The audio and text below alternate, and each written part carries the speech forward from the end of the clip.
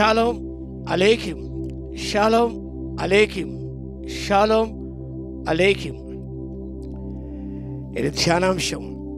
దేవుని రాజ్యము ఇలాంటి వారిదే, దేవుని రాజ్యము ఇలాంటి వారిదే. వాక్య భాగము పరిశుద్ధ మార్కు రాసిన సువార్త 10వ అధ్యాయం 13 నుంచి లేఖన భాగం ఈ రీతిగా వ్రాయబడి ఉన్నది. అందులో ప్రాముఖ్యముగా 14వ వచనం, యేసు అది చూచి కుప్పబడి, చిన్న బిడ్డ నా యొద్దకు రానీయుడై వారిని ఆటంకపరచవద్దు, దేవుని రాజ్యము ఇలాంటి వారిదే, దేవుని రాజ్యము ఇలాంటి వారిదే. దేవుడు యేసుక్రీస్తు ప్రభు ఈ లోకంలో జీవిస్తున్నప్పుడు అనేక సత్యమును బోధించాడు, పారమార్థిక సత్యాన్ని బోధించాడు. యేసు జీవించిన కాలంలో కొంతమంది తల్లిదండ్రులు వారి పిల్లలను తీసుకొని వచ్చారు. వేస్తే ముడితే చాలు, చేతి నుంచి ప్రార్థిస్తే చాలు, వారు దీవించబడతారు, గొప్పవారు అవుతారు, స్వస్థత కలుగుతుంది అనే విశ్వాసంతో తల్లిదండ్రులు వారి బిడ్డలను యేసయ్య చేతితో తీసుకొని వచ్చారు. తమ చిన్న బిడ్డలను ముట్టవలని కొందరు ఆయన యొద్దకు వారిని తీసుకొని వచ్చి, శిష్యులు వారిని తీసుకొని వచ్చిన వారిని గద్దించి యేసయ్య చూసి కోపపడ్డాడు. శిష్యులు గద్దించారు, ఈ చిన్న పిల్లవారితో, ఈ చిన్న పిల్లలకు యేసుతో ఏం పని, ఈ చిన్న పిల్లలకు యేసుతో ఏం పని, యేసుకు చిన్నవారితో ఏం పని, మీరు చిన్నవారు, పెద్దవారితో యేసుకి పని కదా. చిన్న పిల్లవారు అవసరం లేదు, చిన్నలు అవసరం లేదు, చిన్న బిడ్డ అవసరమే లేదు. వారేం చేయగలరు, వారేం చేస్తారు? మేము పెద్దవారం, మేమైతే చేయగలం, బరువును మోయగలం, వెళ్ళగలం, చేయగలం. చిన్న బిడ్డలు ఏం చేయగలరు? But dependent on their parents, they can do anything on their own, but who can do అని వారిలో ఉన్న అపోహలు యేసు ప్రభు గ్రహించాడు. కాబట్టి ఎప్పుడైతే ఆటంకపరుస్తున్నారో యేసు ప్రభు కోపడ్డాడు, చాలా కోపడ్డాడు.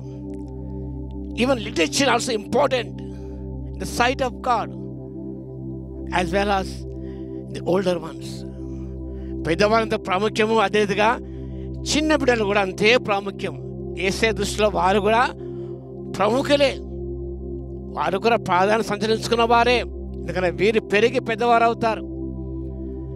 పెద్దతరం గతించిపోయినప్పుడు చిన్నతరం పైకి వస్తుంది, వారు గొప్ప సేవకులు అవుతారు, గొప్పవారు అవుతారు. కాబట్టి వారు ఆటంకపరచవద్దండి. మన జీవితాలు చిన్నవారికి ఆటంకాలుగా ఉండకూడదు, కానీ ఆశీర్వాదంగా ఉండాలి. Must not be the stumbling blocks to the little children. Your life should not be a stumbling black to the children.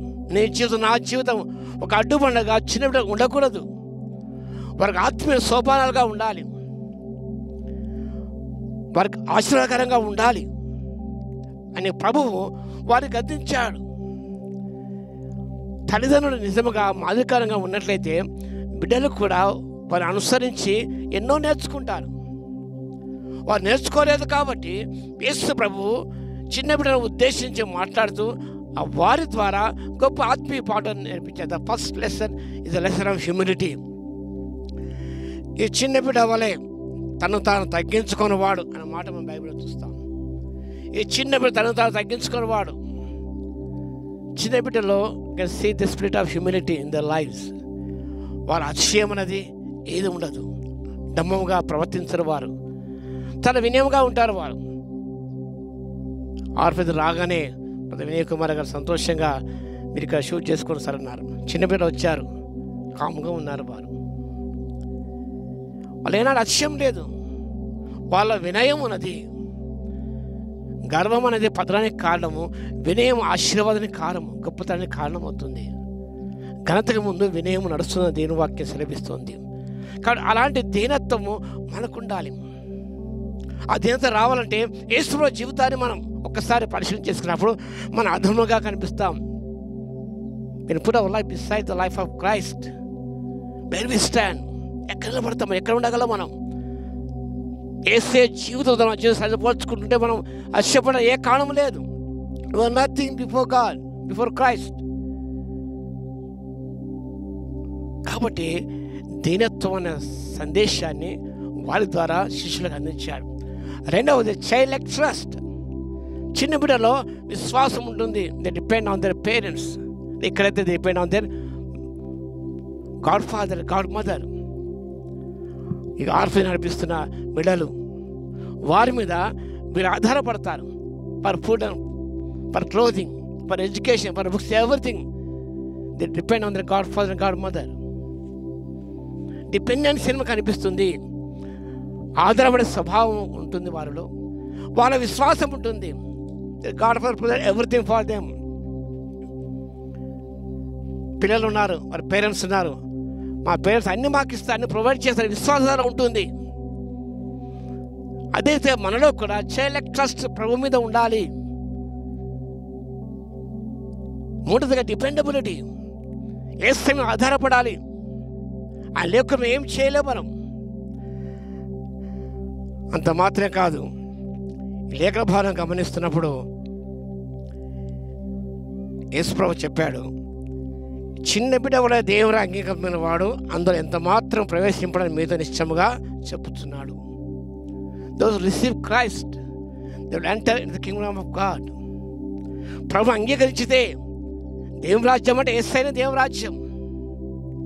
దేవుని రాజ్యం మీ మధ్య ఉన్నది, మీలో ఉన్నది అన్నాడు. దేవుని రాజ్యం అంటే యేసయ్య.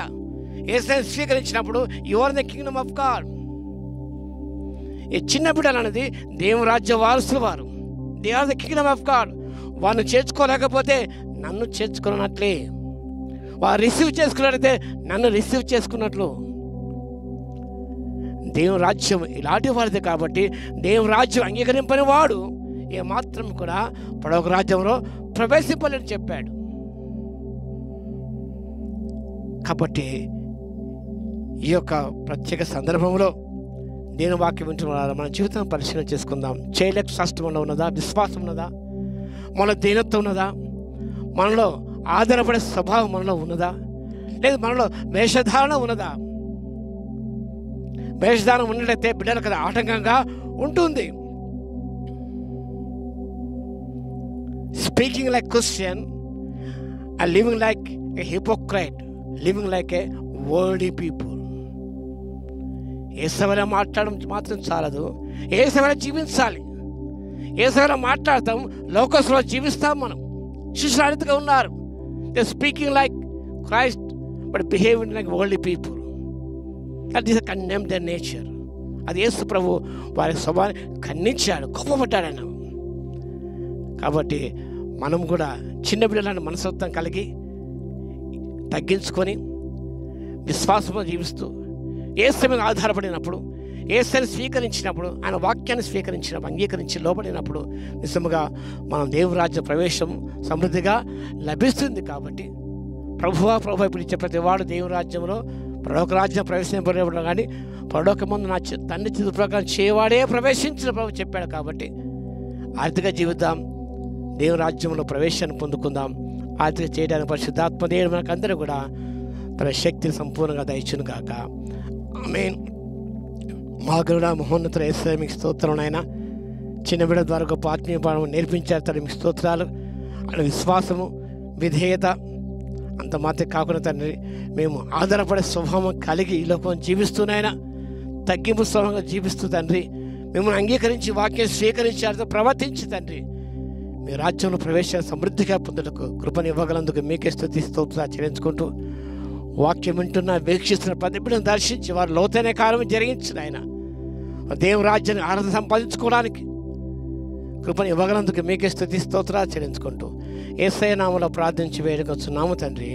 ఆమేన్. మన తండ్రి అయిన దేవుని యొక్క ప్రేమయు మన ప్రభువును రక్షకుడైన యేసుక్రీస్తు యొక్క కృపయు పరిశుద్ధాత్మ యొక్క అన్యోన్య సహవాసం మనందరికీ సదా తోడై ఉండును గాక. ఆమేన్.